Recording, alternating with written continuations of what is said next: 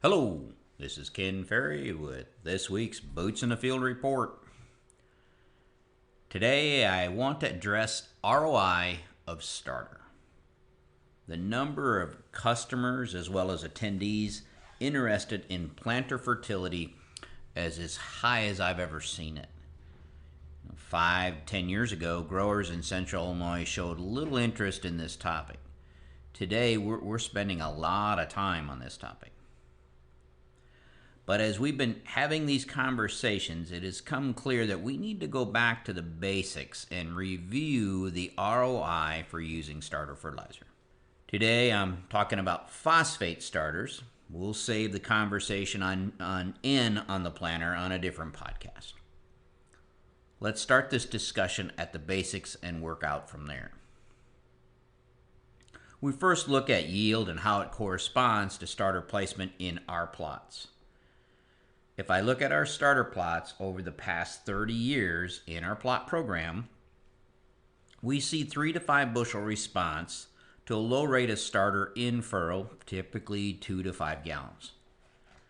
In our plot history, we've seen yields as high as 15 bushel. Some of you remember the Mother's Day massacre with an in-furrow treatment. And we've seen 20 bushel yield losses due to salt burn causing poor stand. Our biggest responses, of course, come in the colder years. They come in no-till, corn on corn. Growers are using cover crops. These are all cases where the yield tends to respond stronger. But if we throw it together all the years and average it all together, we get that range in that 3 to 5 bushel from low rates of in-furrow and usually about a quarter point on moisture. In-furrow applications always give us the quickest response due to the location of the starter in the root system. When we use higher rates, 7 to 10 gallon in a 2x2 placement, we typically get 7 to 10 bushel yield response. This higher yield response is from the higher amount of fertility we are applying.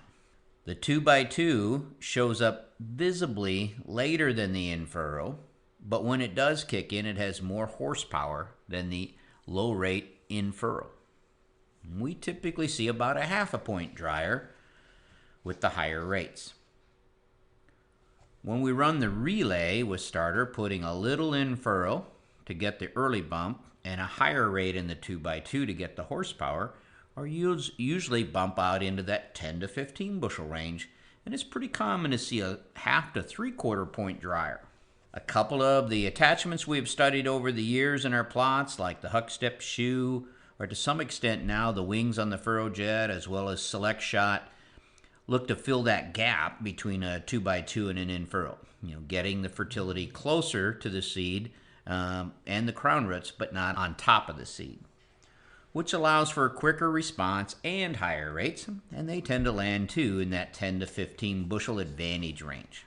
Now, these numbers are coming from 30 years of trial work, and there's a lot of things that move these numbers from year to year. The weather is usually a big part, playing in there how cold it is, or hot, dry summers, where we end up there. Early planting, or like this year, delayed planting, they all become factors. As we learn more about our genetics, we're finding out this has a much bigger role in planter fertility performance than I even originally thought. Those G hybrids respond to starter like the D hybrids respond to fungicide. In most situations, planter fertility pushes maturity forward 7 to 10 days, which is where the drier corn is coming from. Moving pollination up 7 days is usually positive to yield unless it's a 110-degree week when it decides to pollinate. So again, I am using the results of our starter plots here at CropTech from the past 30 years here in central Illinois. Your results may vary depending on where you farm. I suspect the colder the climate, the harder you're pushing planting conditions, probably the bigger the response. Most soils, no matter where the soil test value for phosphate is, don't release much phosphate until soil temperatures get above 65 degrees and stay there. So I'm going to use numbers to work through our ROI of starter from our plots. If you have your own numbers or your own results, you plug them in the same way. And let's keep it simple. We're going to start with using 3 gallon of 1034-0 in furrow. Now, my first disclaimer, anytime we put any starter in furrow, there comes some risk of seed burn, even from low salt starters. So put your big boy pants on and accept that risk when you go in furrow. You can mitigate that risk by being sure you have plenty of moisture when you're planting and you have good seed quality. You can't eliminate it, but you can lower it. What spurs this podcast is the different costs per gallon I've been given by customers as we think about moving to starter.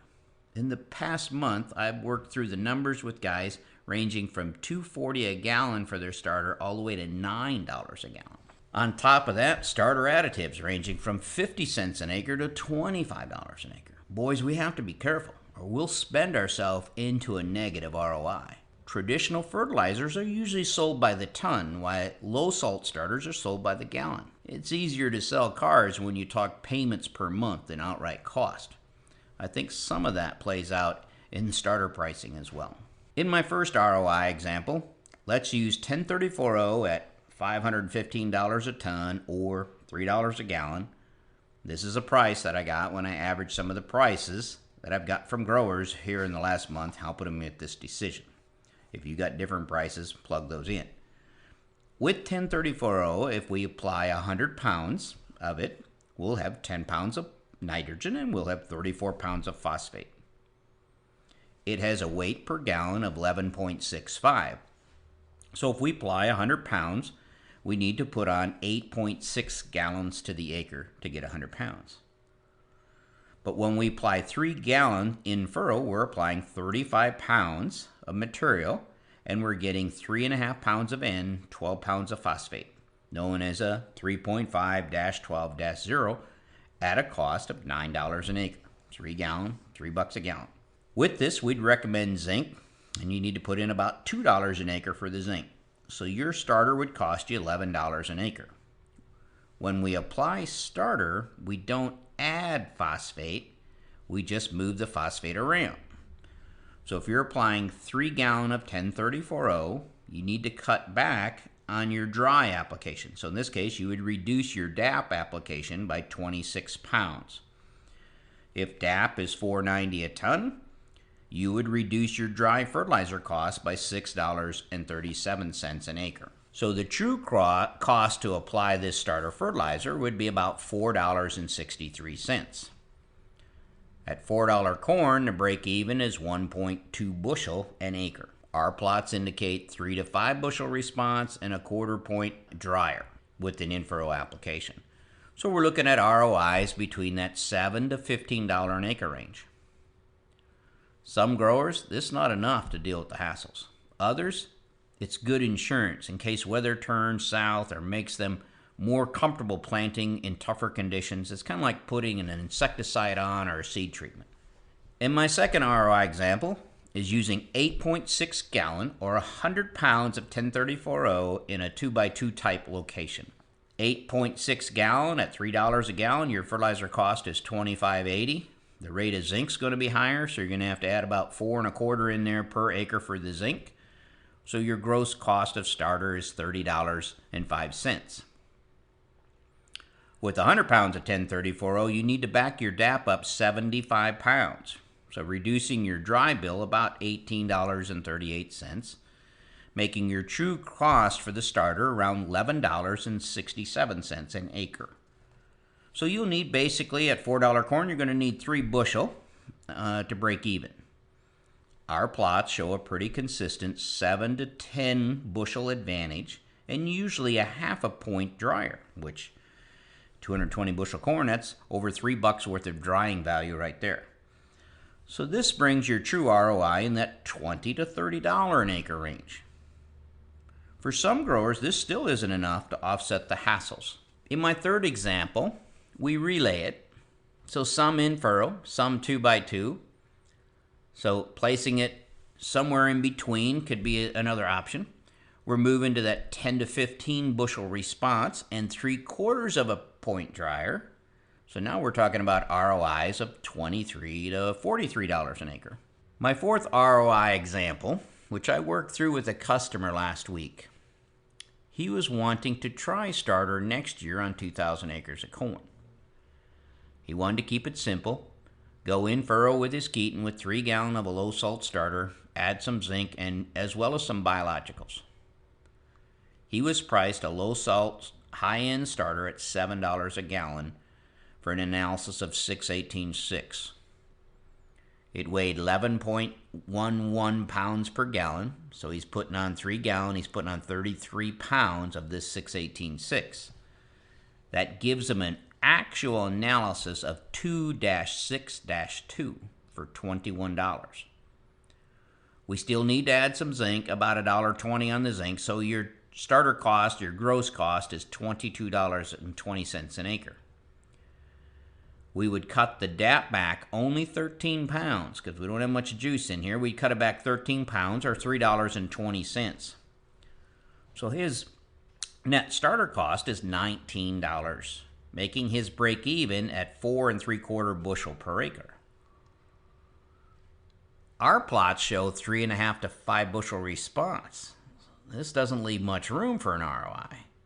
Some of the additives he was looking at adding were going to go anywhere from $7 to $10 an acre to the cost. My fear, he's about to spend himself into a negative ROI. When I questioned his reasoning behind the thought process, he said he didn't want to spend the money for starter attachments, and he wanted to keep usage rates low to reduce the fills, but at the same time, he wanted a high-quality starter to reduce the possibility of seed burn. These are all good concerns when you're thinking about starter. But I walked him through the numbers on his 2,000-acre corn base and said, if we would put attachments on his planter so we could go to a $3 a gallon 1034-0 at 8.6 gallons, his true cost of starter again was $11.67. Compared to his $7 a gallon product that he's using, his true cost is $19 an acre. With 1034-0 2x2, he would spend $23,340 a year, while his $7 a gallon 618.6, he would spend $38,000 a year. That's a $14,600 savings for 1034-0 on his 2,000 acres. Based on our plots, his $7 a gallon product would be right at or below break even, while his 2x2 would be in that $20 to $30 ROI range. If we average that and we take $25 ROI on 2,000 acres, add that $50,000 in revenue to the cost savings of $14,600 in product, that would bring his ROI on that 2,000 acres $64,660. $60,000 will buy you a lot of planter attachments. You're halfway there, right? You already have the tank, you have the pump, most likely you have a tending unit getting fertilizer to you. You're stopping to fill. Anyway, why not size up your capacity to match your seed fills? When it comes to starter additives, make them pay their way. Try them out in a plot format before you invest $7 to $10 just on testimonials. They got to earn a spot. I've had several growers who are not putting starter in furrow that have come in and they're concerned about the jump in their starter cost. One grower is using a Huck Step shoe and a jump in his starter price from $3 a gallon to $6 a gallon. That jump was due to the fact that the retailer switched to a low salt starter. The main reason you buy attachments to get starter out of the furrow is so you can use a lower cost starter. If you go from using 8.6 gallons of 1034-0 in your Huck Step to 8.6 gallons of a 918-9 at $6 a gallon, you'll spend yourself into a negative ROI. Why did the retailer switch to a low salt starter? Because most of his new starter customers are going in furrow, so he needs a product that they're comfortable with. For retailers to handle multiple products, that can be quite a hassle. So if this happens, work with your retailer to set up some temporary on-farm storage. This will allow you to use a product that you want, and he wouldn't have to have multiple blends at the facility. If you spend the money on attachments, don't spend it on expensive fertilizer. Sorry to drag you guys through this that don't use starter, but it was an issue that needed to be addressed. To stay up to date, check out our website at croptechinc.com and subscribe to our podcast, Boots in the Field Report. Keep her safe, keep her moving.